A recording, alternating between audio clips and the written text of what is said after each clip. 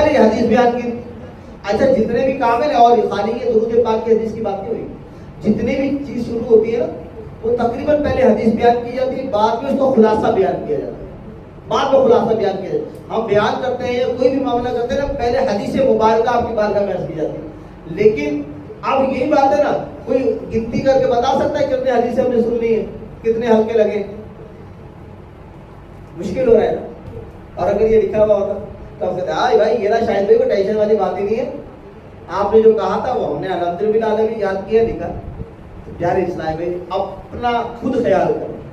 हम तो अपना जो काम कर रहे हैं ना, उसका अल्लाह ने चाहे तो हमें अजर मिल ही जाएगा, लेकिन आप लोग भी अपना काम करें, मेहरबानी करें, आप लोग अपना ख्याल करें। आप यहाँ से कुछ लेके जाए, खाली ना जाए। हमारे लिए, अपने लिए, अपने वालिदैन के लिए मगफिरत का सबब बन के जाए। यहाँ से एतकाफ करना कोई मुश्किल नहीं है, सैकड़ों लोग आके बैठ जाते हैं। लेकिन फिर वही कहूंगा, कोई आके पाके चला गया, कोई कुछ भी ना पा सकता।